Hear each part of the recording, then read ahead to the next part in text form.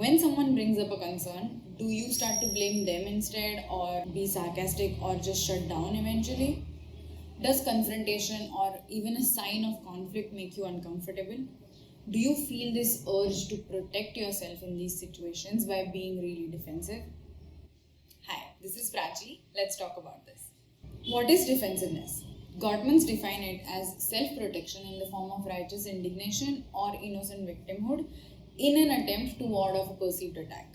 Defensiveness is a quick reaction that is mostly impulsive. It is like a counter attack because you think you are being attacked in that situation.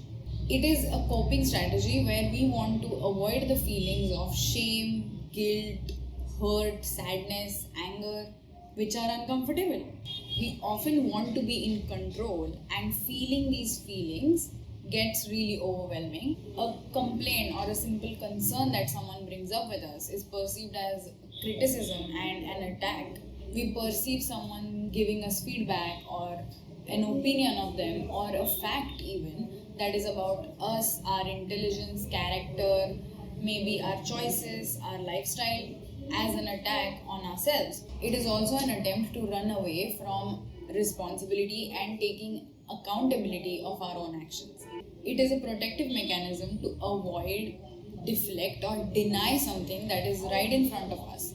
And we also want the other person to just back off because we don't want to face something that they are bringing up. It is putting the blame on the other person, essentially saying that the problem is you, not me. It feels good in the short term, but it really harms the relationships and we end up feeling worse in the long term. Am I being defensive?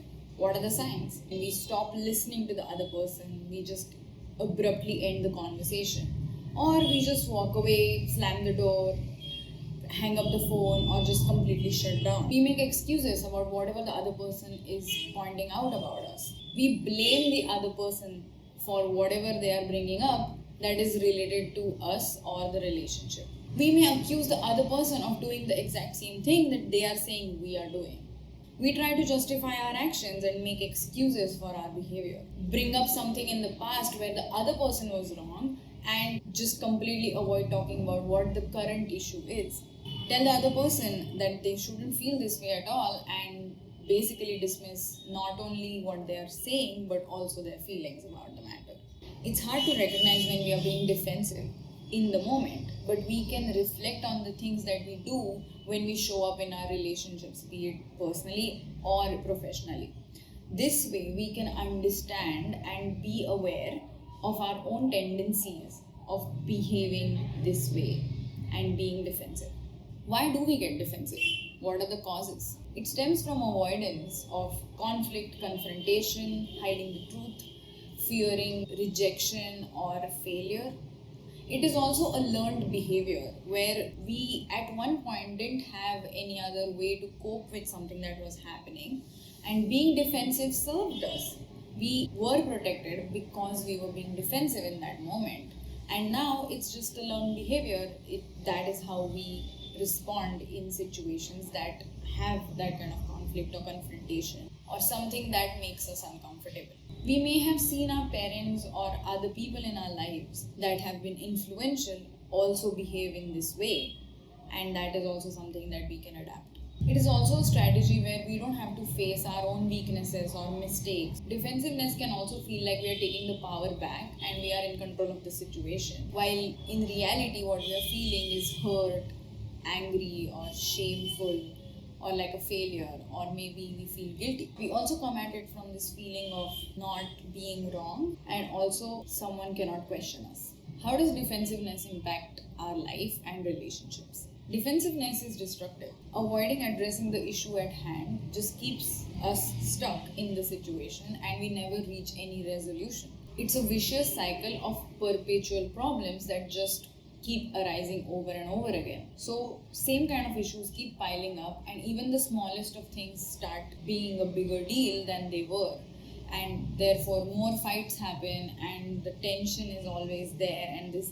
uncomfortable awkward energy starts creeping in. When we are being defensive, we hurt the other person by either confusing them or blaming them or criticizing them in response to what they are saying, and also disregarding whatever it is that they are bringing up.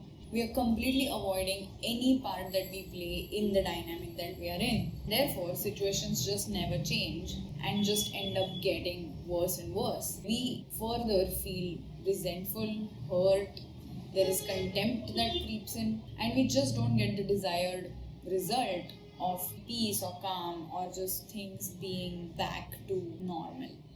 It just doesn't happen. So, being defensive is a strategy that almost never is successful and almost always negatively impacts our life and our relationships. So, what to do?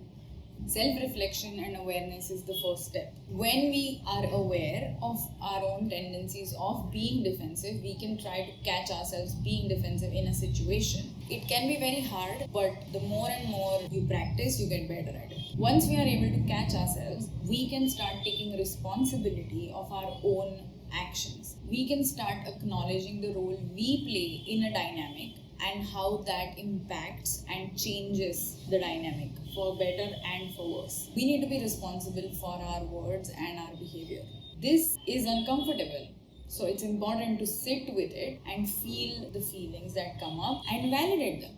Then we can learn to effectively communicate, which means that we can be aware of our nervousness and our discomfort that is coming up in those situations and also be honest and vulnerable about it. It's okay for the people that are close to us and important to us to bring up concerns or have any sort of issues that they want to discuss with us about the relationship or about our behavior in a respectful manner. We can communicate with them how we feel, and that we can also take some time to discuss that matter at a certain decided time afterwards, where we can gather our thoughts, be more calm and more prepared to actually have that conversation in a much more composed and productive manner. This also allows us to understand where the other person is coming from and validate their feelings instead of just perceiving it as an attack. And it allows us to give ourselves some room to feel our feelings, gather our thoughts, understand ourselves a little better in that situation, and also then advocate for what we need. This way, we can work together as a team with the person. We want to resolve the matter and come up with a solution that helps the relationship and both the people involved. This way, we can figure out how to move forward where that person can do something differently and we can do something differently as well. This benefits the relationship as well as the other person and us, because then we can have this healthy, happy relationship and we can show up authentically and be fully ourselves. That's it for today. I hope this was helpful for you. Do check out the other videos and I'll see you in the next one.